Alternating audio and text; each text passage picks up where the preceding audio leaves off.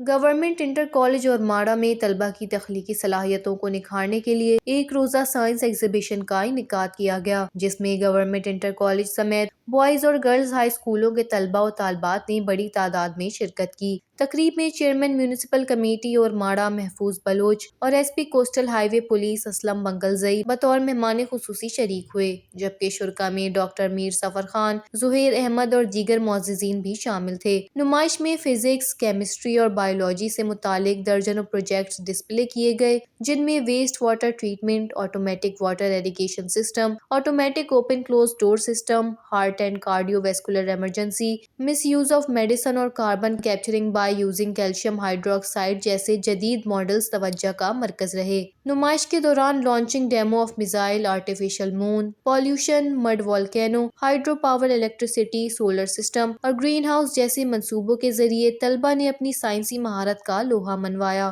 خاص طور پر اورماڑا کے ساحل پر فش کمپنیوں کے ڈرین لائن سے نکلنے والی پالیوشن سے سمندری ماحولیاتی نظام کی تباہی اور مرین لائف کے تحفظ کی اہمیت کو اجاگر کرنے والے ماڈلز کو شرکاء نے بے حد سراہا۔ تقریب کے اختتام پر بہترین پروجیکٹس بنانے والے طلبہ میں اسناد اور انعامات تقسیم کیے گئے۔ اس موقع پر ایس پی کوسٹل ہائی وے پولیس اسلم منگلزئی نے خطاب کرتے ہوئے کہا کہ آج کا دور ٹیکنالوجی اور سائنس کا ہے اور اورماڑا کے نوجوانوں میں ٹیلنٹ کی کوئی کمی نہیں۔ انہوں نے نوجوانوں کے لیے کیریئر کاؤنسلنگ کی ضرورت پر بھی زور دیا۔ دوسری جانب گورنمنٹ بوائز ہائی اسکول کے ہیڈ ماسٹر صادق مسافر علی نے ایسی نمائشوں کو طلبہ کے لیے مشعل راہ قرار دیتے ہوئے اعلان کیا کہ ہر سال فروری کے پہلے ہفتے میں کیریئر کاؤنسلنگ کا خصوصی پروگرام منعقد کیا جائے گا۔ وش نیوز، اورماڑا، بلوچستان۔